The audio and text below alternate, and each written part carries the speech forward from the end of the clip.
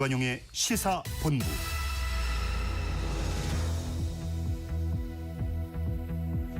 주요 정치 이슈들 거두절미하고 알맹이부터 토론해보는 거두절미 각서라고 합니다. 더불어민주당 대변인 장윤미 변호사, 국민의힘 대변인 지내신 송영훈 변호사 두 분 오늘도 나오셨습니다. 어서 오세요. 네, 안녕하세요. 네, 안녕하세요. 다음 주에 뜬 인물 장윤미 변호사. 저는 그 국감 시즌에 이 의원이 제기한 문제의식에 좀 공감이 돼서 꼽아봤는데요. 이제 민주당 서영교 의원입니다. 이제 계엄 당일에 뭐 여러 이제 뭐 부처 국무회의 이런 쪽에는 좀 집중이 많이 됐었는데 그날 사법부가 무엇을 했는가와 관련해서 그 자정이 좀 넘은 시간 내에 조선일보에 그런 보도가 있는 거예요. 일단 이제 긴급 대법원 심야 간부 회의가 열렸는데 이 회의의 성격과 관련해서는 일단 비상계엄에 발동하게 되면 사법권의 지휘 감독이 계엄 사령관한테 옮겨가기 때문에 계엄 사령관의 지시 그리고 비상계엄 매뉴얼에 따라 향후 사법부의 대응을 마련하는 회의라고 한 거예요. 대단히 부적절하죠. 왜냐하면 지금까지도 그날 회의나 어떤 인식에 대해서 대법원이 위헌성, 계엄은 이제 내란 성격이 있고 위헌적이기 때문에 그 부분을 통했다라는 식으로 얘기를 했었거든요. 결이 좀 완전 다른 거예요. 이 보도 내용은 남아있고. 그리고 군인권센터에서도 그러면 그날의 회의록을 좀 보자. 회의가 있었다고 하니까 처음에 회시는 부존재라고 했습니다. 아예 그런 회의 자체가 없었다는 취지로. 네. 근데 이 회의는 있었던 걸로 보이고 그렇다면 이제 법무부 회의 때도 박성재 장관의 불법성 인식과 관련해서 승재현 법무부 인권국장이 이거 포고령 자체가 완전히 위헌 위법이다. 이 부분과 관련해서 법무부가 이후 수행을 하게 되면 대단히 문제가 된다라고 이야기를 했고 참고인 조사도 최근에 받았거든요. 그러면 뭐 류혁 감찰관도 이거 완전 불법이니까 나는 더 이상은 동조하지 못한다라고 사표를 내기도 했고.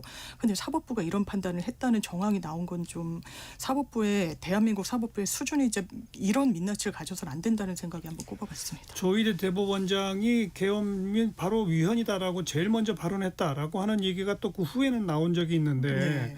그런데 대법 간부들은 모여서 그 계엄을 기정사실화하고 이와 같은 그 대책을 논의했다. 맞습니다. 뭔가 좀 앞뒤가 안 맞는 그런 대목이 있는 거죠. 예, 글쎄요, 계엄을 기정사실로 한 건지는 저는 잘 모르겠는데요. 일단 그 의혹의 제기 주체가 조희대 대법원장에 대해서 이른바 사인회동설 가짜뉴스를 국회에서 면책특권 뒤에서 퍼뜨려 온 서영교 의원이라는 점에서 굉장히 신뢰성이 떨어진다고 생각합니다. 네, 서영교 의원은 조선일보 보도를 근거로 한 거죠. 영상으로 분명히 남아있는 장면이 12월 4일 아침에 조희대 대법원장이 출근을 할 때 비상계엄 다음날 아침이기 때문에 기자들이 조희대 대법원장에게 일제히 붙었습니다. 일성이 국민의 자유와 권리를 지키는데 한치의 소홀함이 없도록 하겠다라는 것이었어요. 그 얘기인즉 비상계엄은 위헌 위법하다는 의미가 함의되어 있는 겁니다. 다만 계엄은 종료된 순간부터 그것이 재판으로 넘어올 것이라고 하는 걸 누구나 예견할 수 있었어요. 그러니까 사법부의 수장인 대법원장으로서는 사건의 결론을 미리 낼 수가 없기 때문에 거기에 대해서 직접적인 언급은 하지 못한 것이죠. 그리고 천대엽 법원 행정처장도 국회에 나와서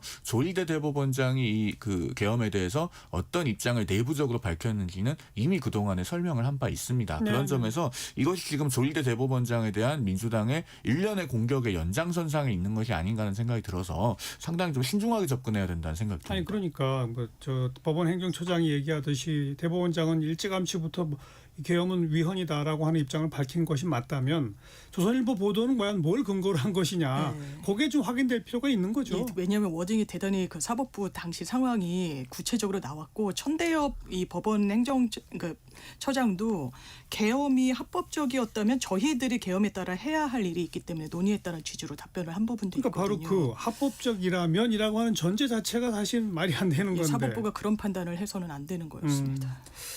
자, 그럼 뒤에 뜬 인물 송영훈 변호사는? 예, 오세훈 서울시장입니다.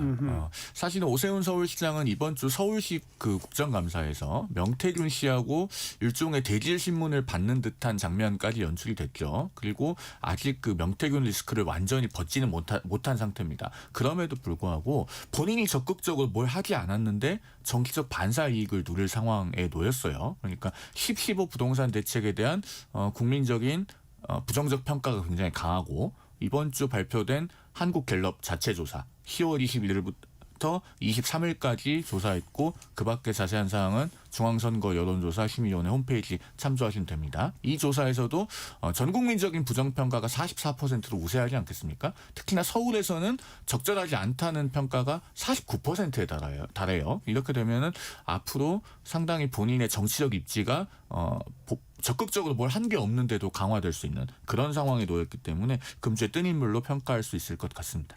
오세훈 시장 얘기는 이따가 좀 본격적으로 나눠보고요. 자, 금주의 진인물은요, 장윤미 변호사. 저는 오세훈 시장을 진인물로 꼽아봤습니다. 그럴 줄 알았어요. 예, 왜냐하면 이 부분이 그러니까 반사이익을 얻었는지 저는 좀 모르겠고 오히려 타격을 받으면 받았다. 왜냐하면 명태균이라는 사람이 그 면전에서 대단히 많은 말을 쏟아내요. 그러니까 저는 이제 오세훈 시장이 완전히 하나하나 대응하지 않은 그 심정도 이해가 됩니다만 그 부분과 관련해서 그 행안위 국감이잖아요. 이제 행안위에 있었던 의원들 하는 이야기 들어보면 명태균 앞에선 되게 말을 삼갔는데 명태균 씨가 이제 나가니까 되게 이제 본인 이제 억울한 부분이나 해명을 좀 길게 이야기를 하더라. 그것도 좀 어색했다라는 취지로 나오고 언론에서는 오명대전이다라고 이제 이야기까지 하는데 사실 명태균이라는 이 사람이 오세훈 시장과의 정치적 체급이 당연히 다르죠. 그렇지만 오명이라는 그런 이제 그 이름까지 나오면서, 그러니까 오명을 좀 뒤집어 쓴 측면도 분명히 오세훈 시장에게는 있기 때문에 정치적으로는 좀 이번 주에는 어려운 국면이지 않았나라는 생각이 듭니다. 송영원 변호사, 진인물.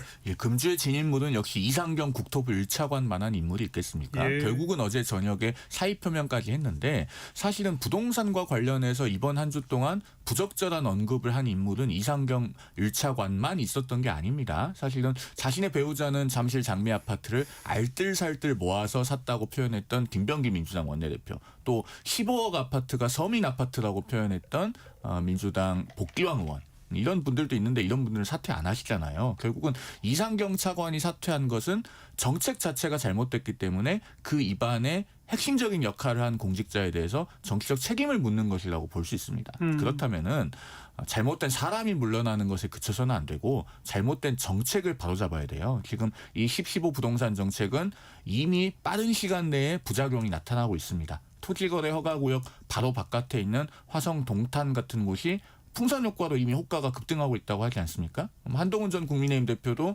이번 주 금요일에 우리 KBS 일라디오에 아침 전화 연결해서 이 얘기를 하더라고요. 그러면 시간이 갈수록 상황은 악화될 겁니다. 지금이라도 빨리 사람에 대해서 책임을 묻었으면 정책도 제자리로 돌려놔야 옳다라는 말씀을 드립니다. 네. 이상경 차관 처음에 대통령실에서는 경질까지는 안 가려고 했던 것 같은데 기류가 바뀐 거죠? 그런 것 같습니다. 이게 밤사이 본인이 사과를 했는데 그 사과의 메시지나 방식, 내용에 대해서도 또 여전히 논란이 일고. 되지 않고 아마 이제 민주당에서는 이 차관이 물러나게 되면 이제 정책과 관련해서 일관성에 대한 다른 신호로 읽힐 것을 좀 우려했던 부분이 있는 것 같은데 일단 민주당에서도 박지원 의원이 나쁜 사람이다라고까지 이야기를 할 정도였고 적절한 발언이었다고 도저히 평가하기가 어렵고 이 부분과 관련해서 많은 분들을 불편하게 해서 이제 송구스럽다고 말씀드리지 않을 도리가 없는 상황이었고 그러면 그 부분을 안고 이제 경질 수순으로 그래서 간 사실상 거죠. 사의 표명을 수용한 것 같습니다. 자, 오세훈 시장 얘기 좀 더 해봅시다. 국정감사에서 명태균 씨는 뭐 여러 차례 오세훈 씨한테 공격을 퍼붓는데 나는 특검에 가서 대질신문을 해야 되기 때문에 오늘은 말을 안 하겠다. 네. 뭐 이러면서 이제 대응을 했고 뭐 그 모습을 정청래 민주당 대표는 국감의 최고 장면이다라고까지 꼽으면서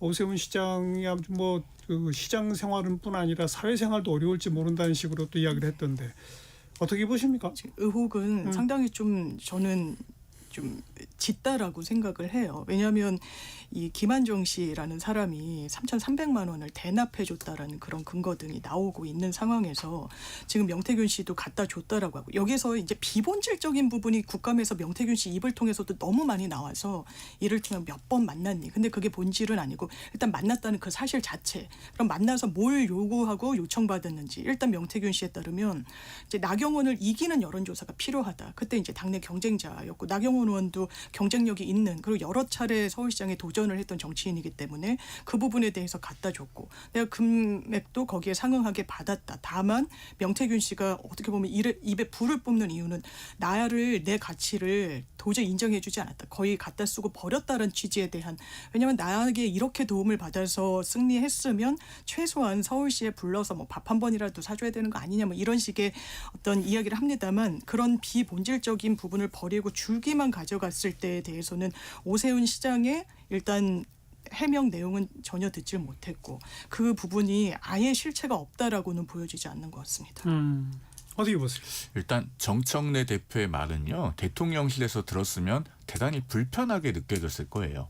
왜냐면은요. 자, 국정감사에 나와서 답변을 거부한 걸 두고 오세훈 시장은 끝났다라고 했잖아요. 아니 그런데 답변을 거부한다고 끝났다고 할 거면 국정감사의 증인 채택 자체를 거부하는 거는 어떻게 해석해야 됩니까?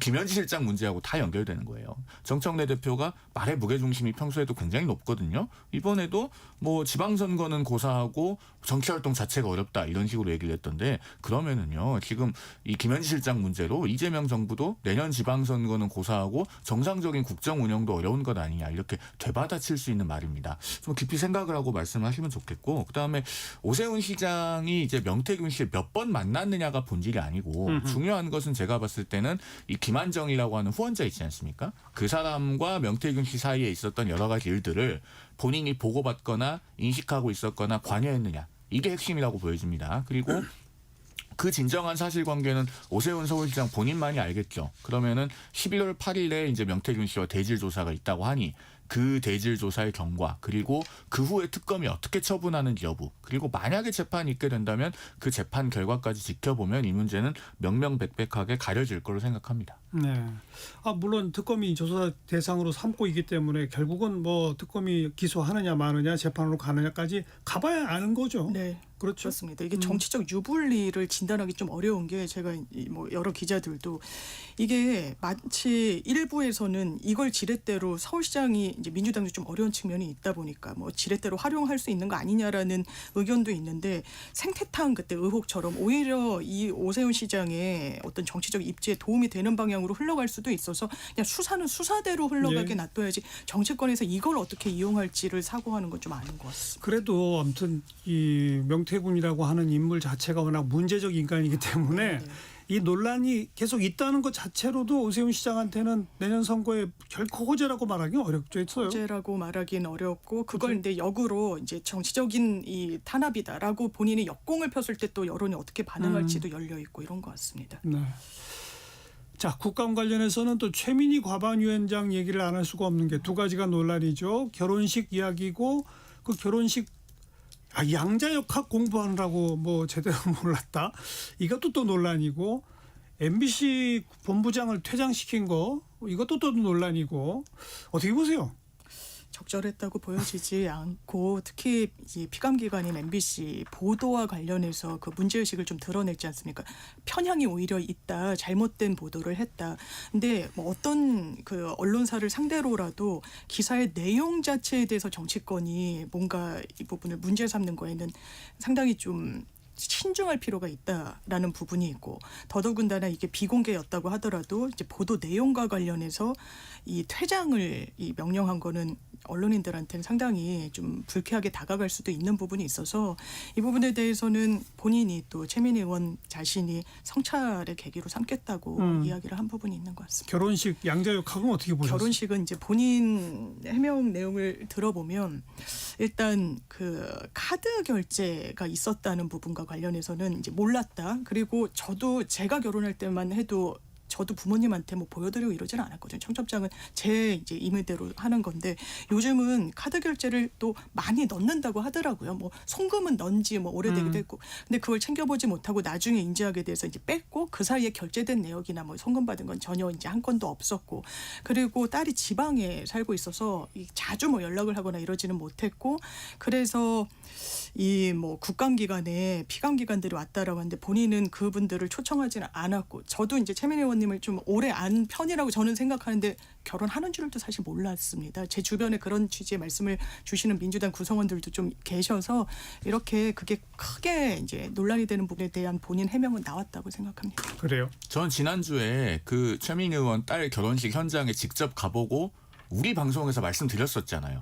그러면서 박정훈 의원의 그 선임 비서관이 일주일 전에 국회 사랑제 결혼식을 하는데 어떤 기업 관계자가 헐레벌떡 와서는 최민희 위원장 측 맞죠? 라고 했었다는 그 이야기.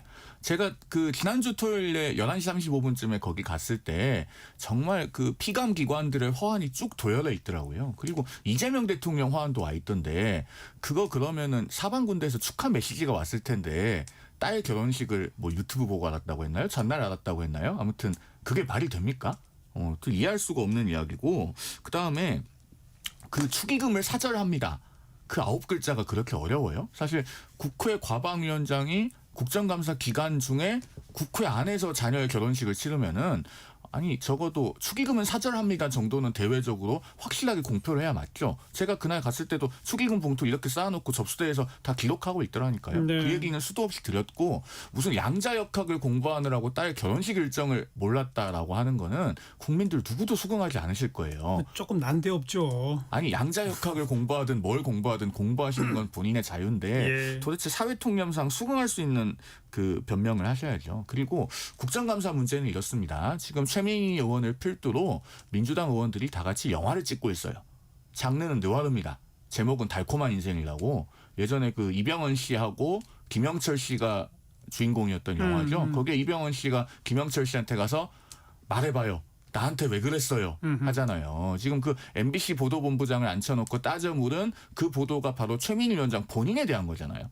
그렇게 국정감사를 사유화하고 국회 권력을 사유화해도 되는 겁니까? 그런데 MBC 보도본부장에 대한 것뿐만 아니고 전현희 의원은 자기를 감사했던 최재해 감사원장한테 따져 묻고 사과하라고 하고 이성윤 의원은 자기를 기소했던 송강 광주 고등검사장에게 사과하라 사퇴하라 라고 하고 또 민주당 의원들은 이재명 대통령에게 유죄 판결했다고 조희대 대법원장에게 따져 묻고 이런 것들이 다 국회 권력의 사유와 국정감사의 사유화입니다. 이분들은 각자 지금 압도적인 의회 권력을 등에 업고 달콤한 인생을 살고 계신지 모르겠지만 우리 국민들께서는 정말 국회 개혁이 시급하구나라고 생각하고 계시는 장면들일 겁니다. 결혼식 관련해서는 지금 최민희 위원장이 워낙 논란의 대상이 돼서 그렇지 국정감사 기간에 국회 사랑제에서 축의금 받으며 결혼식을 치르는 또 다른 의원들이 있어요.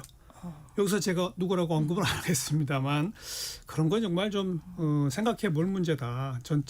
기본적으로 말이죠. 뭐 그런 말씀은 꼭 뭐 안 할 수가 없고 아까도 언급했지만 양자역학 공부하느라고는 참 좀 신박한 아이디어인지 모르겠는데 국민들한테 오히려 더 눈살 찌푸리게 한 해명이 아닌가 그런 생각을 또 지울 수가 없네요. 교통정보 연결되어 있죠. 네, 김민희 씨 잠깐 듣고 토론 이어가겠습니다. 네, 점심시간을 지나면서 주춤했던 정체가 돌발 구간 중심으로 다시 늘고 있습니다. 서해안고속도로 서울 방면으로 발안 부근에서는 200m를 사이에 두고 두 건의 사고가 났는데요. 모두 1차로를 막고 처리하고 있습니다. 이 때문에 발안 일대로 속도 많이 떨어져 있고요. 더 가서 용담터널 부근 1차로에서도 사고가 나면서 매송 휴게소부터 정체 심합니다. 그 후로는 일찍에서 금천 사이로 정체입니다. 경부고속도로 부산 쪽으로는 모두 55km 구간에서 정체인데요. 반포부터 서초 사이를 시작으로 신갈분기점에서 수원 사이와 오산에서 남사 부근, 다시 북천안에서 천안 호두 휴게소 사이로 정체되고 그런 옥산 분기점에서 남이 분기점 사이와 또 청주 분기점에서 주감 휴게소 사이로 더디게 지납니다. 서울 시내 강남 순환로 수서 쪽으로 서초 터널을 앞두고도 사고가 있었던 만큼 부근으로 차량들 서행합니다. KBS 교통정보센터였습니다.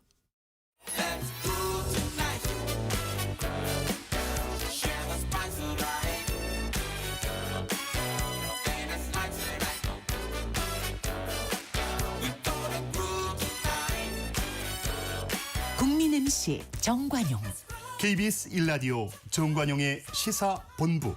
들어보면 달라요.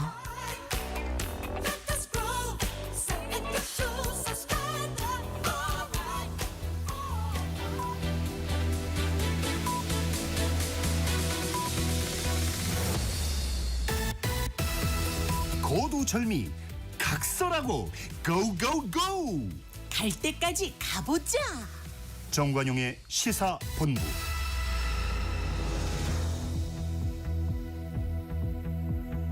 매주 토요일 2부 거두절미 각설하고 더불어민주당 대변인 장유미 변호사, 국민의힘 대변인 지내신 송영훈 변호사와 함께하고 있습니다.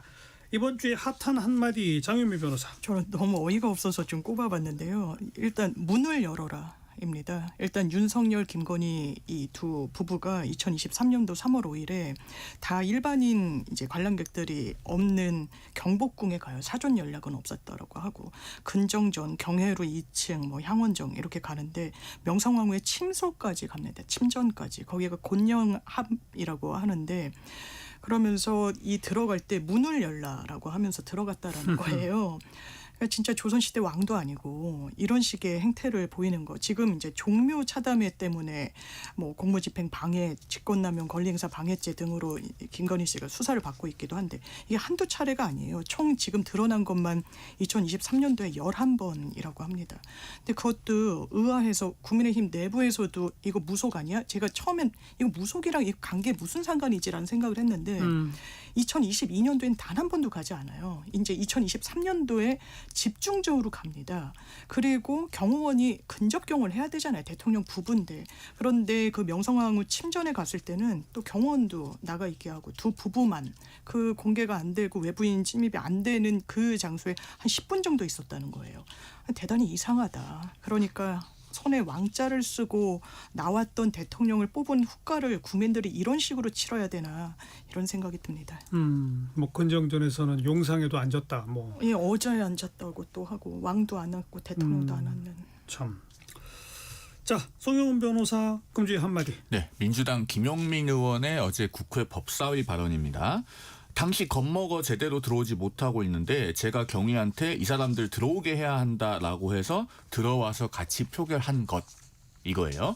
이게 주어가 누구냐면요. 한동훈 당시 국민의힘 대표입니다. 무슨 얘기냐면 김용민 의원 왈 12.3 비상계엄 당시에 국회가 해제 표결할 때 뭐 한동훈 대표 등이 겁먹어서 제대로 못 들어오고 있는데 본인이 본회의장에 들어오게 해야 한다고 해서 들어온 거다. 또 이런 이야기도 해요. 일부는 당시 한동훈 대표에게 전화해서 빨리 본회의장으로 들어와서 표결을 같이 해야 된다고 설득해서 그때 국민의힘 의원이 한 20여 명이 들어왔다. 이런 이야기를 하니까 한동훈 전 대표가 거의 즉각적으로 SNS에 반박글을 올렸습니다. 본인은 그날 밤에 민주당 국회의원 그 누구와도 통화를 한 적이 없고 본인은 국회 들어가는데 1초도 망설인 적이 없다. 매우 즉각적으로 반박 반응이 나왔어요. 그리고 그날 밤에 제가 밤 11시 5분경에 국민의힘 당사에서 한동훈 전 대표를 만났기 때문에 네. 당시 당시 반응을 생생하게 기억하고 있습니다. 제가 본인도 체포될 수 있다고 얘기를 했더니 나도 체포될 수 있다. 그런데 그것도 감수라고 이야기했다고 제가 12월 5일에도 한 라디오 방송에서 이 이야기를 자세히 말씀드린 적이 있어요. 제가 여기서 짚고 싶은 건요. 김용민 의원의 태도입니다. 왜냐면요. 12월 3일 비상계엄의 밤 때 그 계엄을 저지하고 또 해제되도록 하는데 동참한 모든 분들. 민주당의 국회의원, 다른 당의 국회의원, 그리고 국민의힘에서 표결에 참여한 국회의원, 그리고 국회 앞에 모인 시민들, 그리고 소극적으로 명령을 수행한 군경까지 계엄을 막은 데 함께한 사람들은 모두가 다 공로가 있습니다. 잘했습니다. 그 공을 이제 와서 누군가가 독차지하려고 하거나 어느 한 정파의 것으로 만들려고 하면 안 돼요. 헌법은 다 같이 지키는 겁니다. 왜 이제 와서 이런 것에 대해서 상대당이나 그 소속 정치인들은 어떤 배제와 절멸의 대상으로 삼으려고 하는가. 예. 이런 태도는 우리 헌법과 민주주의를 튼튼하게 하지 못하게 하는 겁니다. 그리고 무엇보다도 사실과도 맞지 않습니다. 자, 두 분 다 이 금주의 뜬 인물 진인물이나 금주의 핫한 한마디에서 거론을 안 하셨는데 민주당의 사법개혁특별위원회가 네. 사법개혁안을 확정 공개한 내용. 뭐 맞습니다. 매우 중요한 뉴스인데 두 분 다 중요한 언급을 안 하셨어요. 뭐 먼저 우리 장유미 변호사부터 네. 취지를 좀 설명해 주시면. 일단 기본적으로 사법개혁 이슈가 대단히 오래되기도 했습니다. 특히 대법원 증언은 대법원에서 먼저 한번 요청을 했던 적도 있고 노무현 이제 정부 때도 증언 문제가 계속 있었고 그래서 이제 법원에 대해서 이를테면 그런 거 14명의 대법관이 있는데 법원 행정처장은 행정 업무를 전담해야 되기 때문에 재판을 하지 않습니다. 대법원 대법원장도 전원합의체. 근데 전원합의체 사건이 찾아봤더니 1년에 전원합의체로 회부되는 게 10건 정도도 채 안 되더라고요. 그러니까 거기에만 참여를 하고. 그러니까 12명이 1년에 4만 건을 일단 소화시켜야 되는 거예요.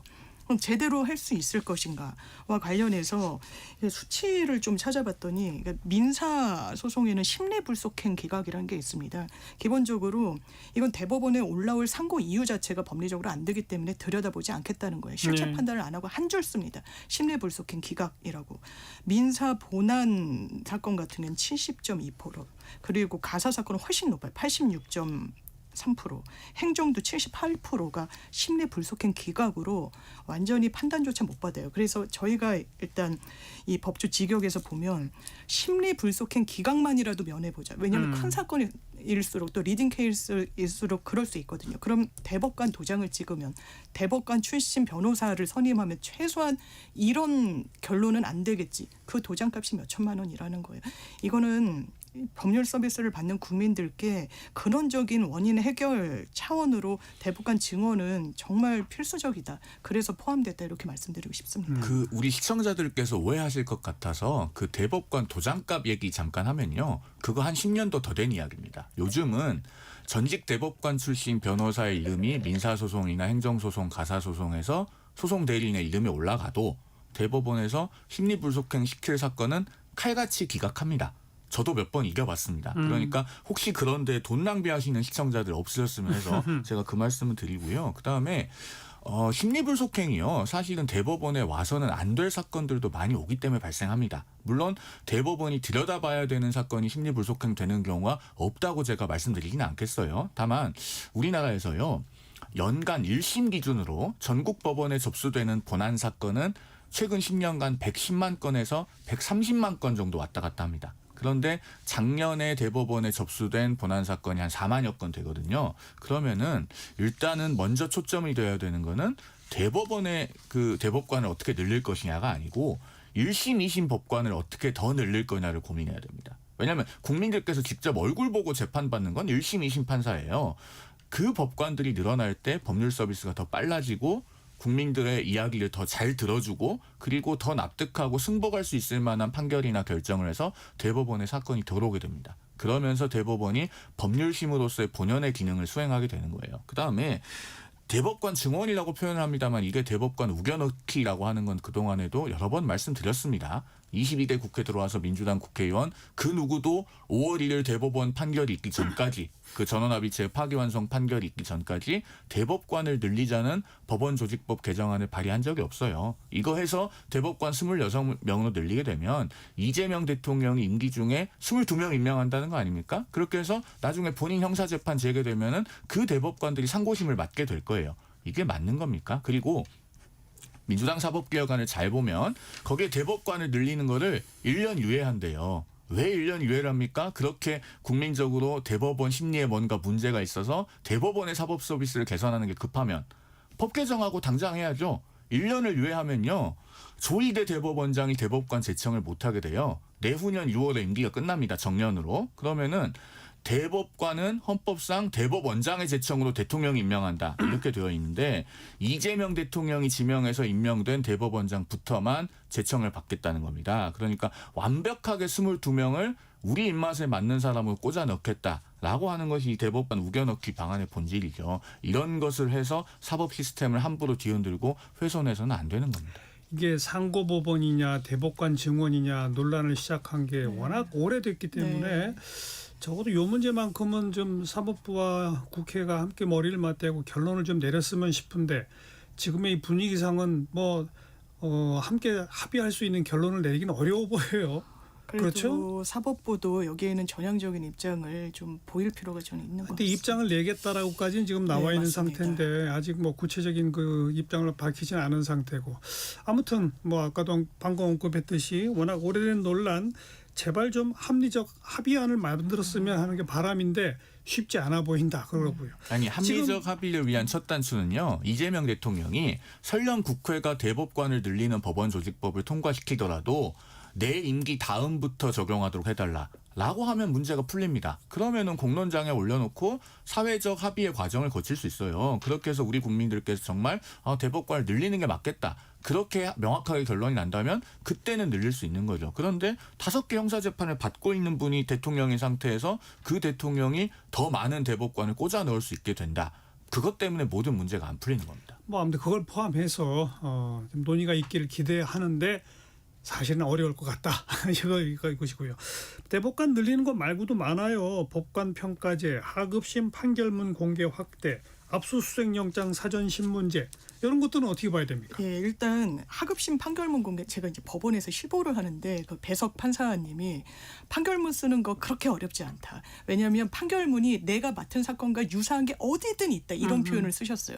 근데 그거를 변호사들도 못 봅니다. 그러니까 법원에만 있어요. 이게 확정되지 않은 판결은 더더군다나 그게 과연 맞느냐. 미국 같은 경우에는 거의 다 공개가 된다고 하더라고요. 이게 이제 더 충실한 심리를 준비하는 이 방면에서도 반드시 좀 필요하다는 생각이 들고 이제 많은 분들이 압수수색 영장 사전 신문제에 대해서는 좀 물음표를 치시던데 이게 논의가 상당히 여러 차례 진행이 됐어요.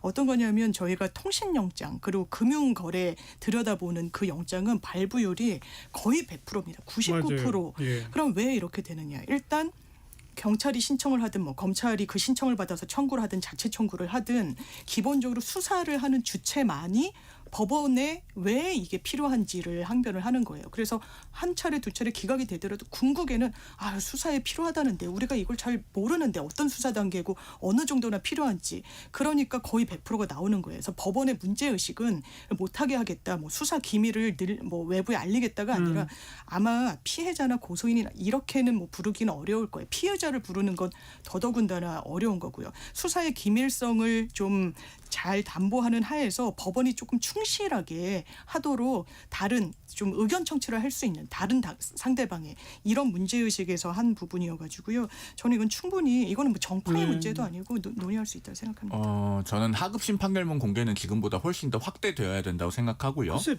판사는 판결로 말한다는데 왜 그걸 공개를 못합니까? 그러니까 그 부분에 대해서는 저는 개인적으로 동의하는 바가 있어요. 다만 압수수색 영장 사전 신문제는요. 이걸 정말 하게 되면 우리나라는 앞으로 권력형 비리, 그다음에 대기업 비리 이렇게 많은 사람들이 조직적으로 할 수밖에 없는 유형의 범죄들은 수사하기 굉장히 어려워질 겁니다. 왜냐하면 제3자, 그러니까 피의자가 아닌 제3자에 대해서 압수수색을 할 때 결국에는 이런 사전 신문을 거치겠다는 것 아닙니까? 그러면은요 그 과정에서 과연 노출이 안 될까요? 자, 지금도 지난 한 주 동안 언론에 많이 언급됐던 게 뭐가 있습니까? 김현지 당시 이재명 당대표의 보좌관이 김용전 민주연구원 부원장의 체포영장을 그 변호인으로부터 미리 받아봤다. 이게 지금 굉장히 큰 그 이슈가 되고 있지 않습니까? 이 압수수색 영장 사전신문제도 마찬가지예요.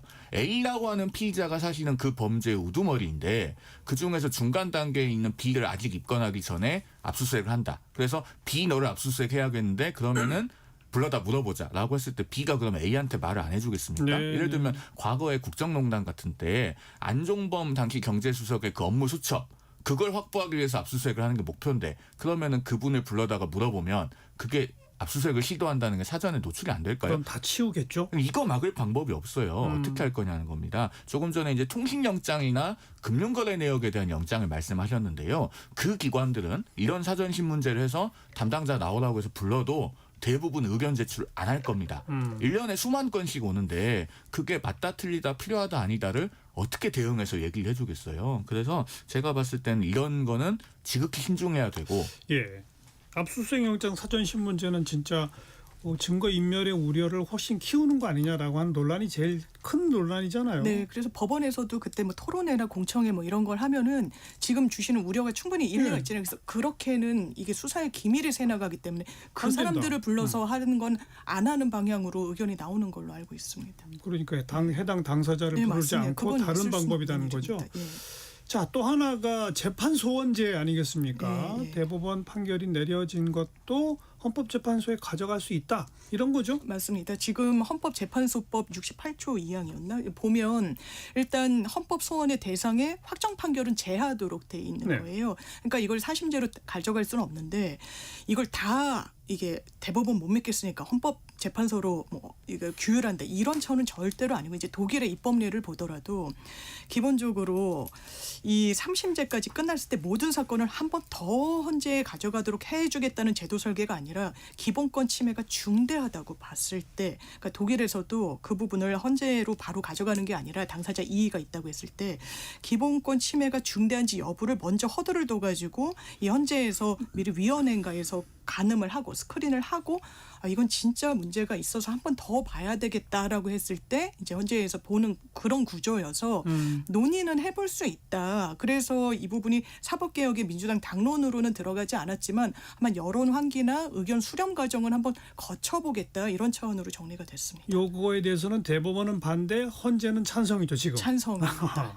헌재가 일종의 기관 이기주의로 이걸 찬성하면 안 된다고 생각합니다. 일단 조금 전에 장 변호사님께서 독일 말씀해 주셨는데요. 독일은 우리하고 연방 대법원 시스템이 다르잖아요. 뭐 노동, 행정 이렇게 최고법원들이 다 따로따로 있기 때문에 결국에는 그런 사건들을 연방 헌법재판소에 한번 가져가는 게 통일적인 헌법 해석을 위해서 그 나라 사법 시스템상으로는 필요한 점이 있을 수 있습니다. 그러나 대한민국은 아시다시피 대법관이 법원 행정처장 빼면 13명이고 이른바 원벤치라고 해서 한 자리에 모여 앉을 수 있는 사람들로 대법원 숫자가 구성이 되어 있어요. 그리고 만약에 이런 재판헌법 소원을 하게 되면요. 이건 사실상의 사심제가 됩니다. 앞서도 뭐 4만여 건 말씀드렸는데 대법원이 작년에 처리한 본안 사건은 한 5만 4천여 건 정도 돼요. 그리고 우리 국민들께서 사실은 대법원에 안 가져가도 될 사건을 가져가는 경우들이 있는데 그러고서도 또 불복해서 그중에 상당수는 헌재까지 가게 될 겁니다. 그러면은요. 이게 국민들 법률 비용이 끝없이 들어요.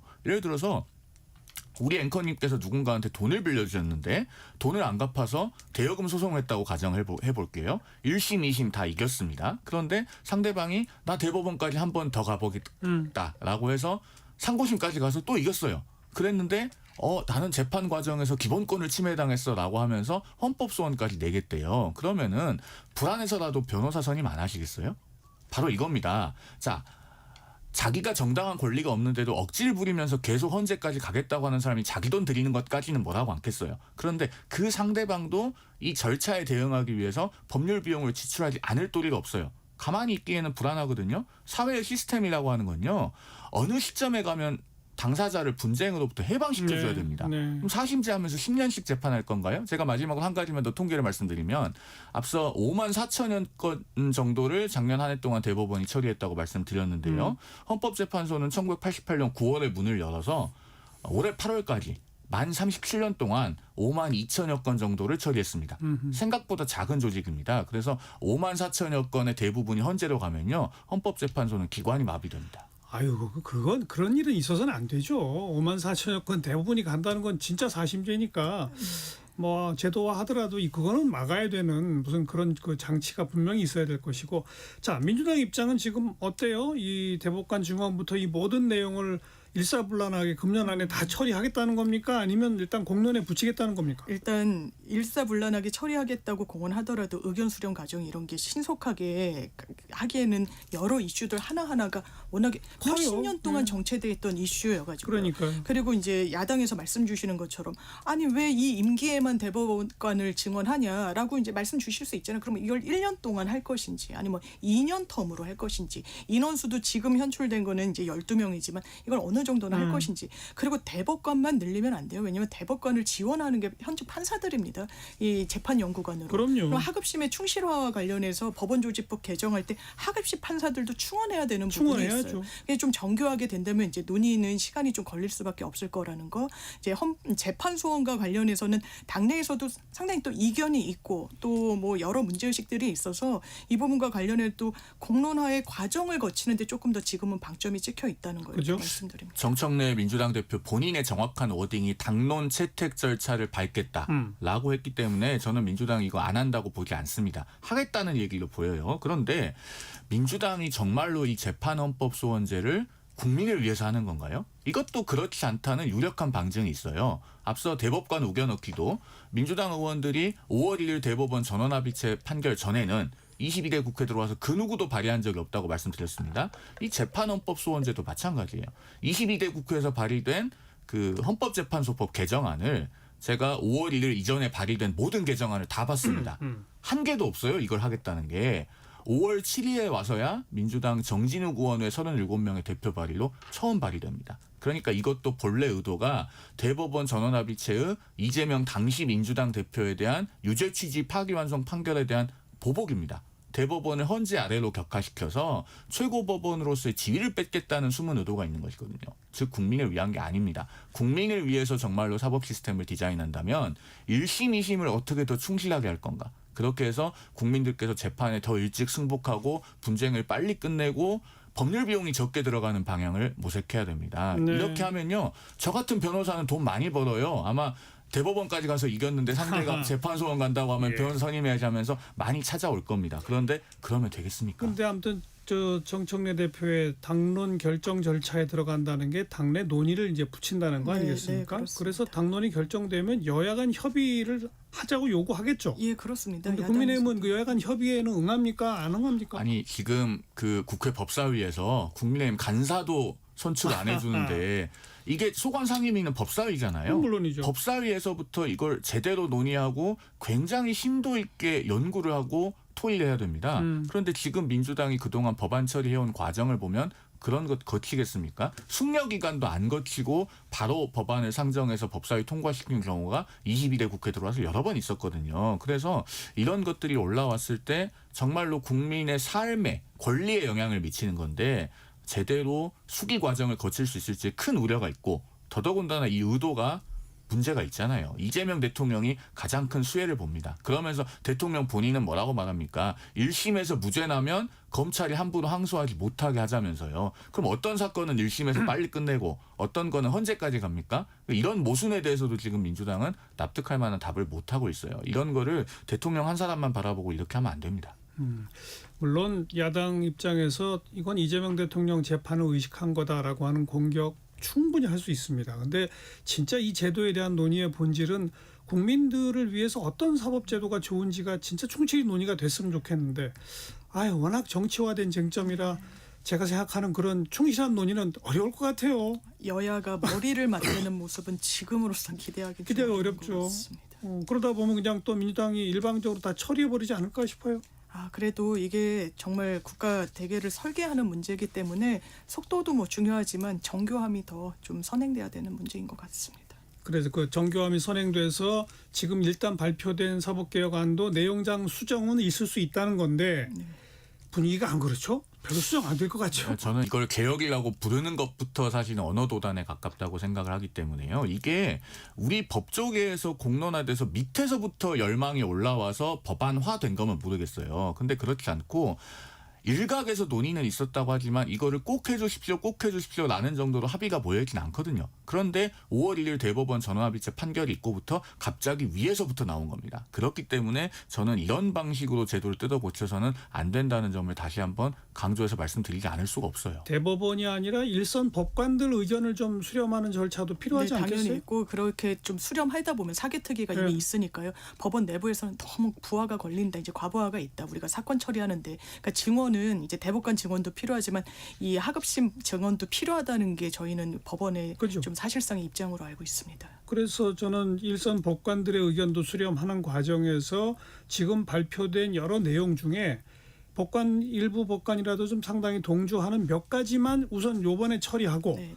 뭐 나머지는 장기 논의에 좀 맡기고 뭐 이런 것도 하나의 방법이지 않을까 그럴 겁니다. 싶은데 이 5대 개혁안을 한꺼번에 동시에 같이 처리할 수는 없을 거고 각각의 무게감이 또 다른 부분도 있어서 이를테면 뭐 재판소원제도는 지금 뭐 이제 안에 안 당기기도 했지만 논의 과정에선 더 긴 논의가 필요할 수도 있고 법관 증언은 진짜 한 20-30년 된 이슈인 건 맞거든요. 예. 그러면 그 부분과 관련해서는 4명씩 왜냐하면 소부가 4명이니까 어떻게 할 것인지에 예, 대한 예. 의견만 모아지면 될 것 그러니까 같습니다. 지금 발표된 것도 재판소원제 같은 경우는 아직 최종 결론도 아니라는 거 아니에요? 그렇습니다. 아무튼 그렇게 일부라도 좀 법관 의견을 수렴해서 일부만 하고 일부는 좀 놔두고 이런 절충안까지도 기대를 해보는데 조금 더 시간을 갖고 법사위 지켜봐야 될 것 같습니다. 오늘 거두절미 각서라고 여기까지 할까요? 더불어민주당 대변인 장윤미 변호사, 국민의힘 대변인 지내신 송영원 변호사 수고하셨습니다. 감사합니다. 감사합니다. 패티김의 가을을 남기고 간 사랑 들으시고 내일 뵙겠습니다. 안녕히 계세요.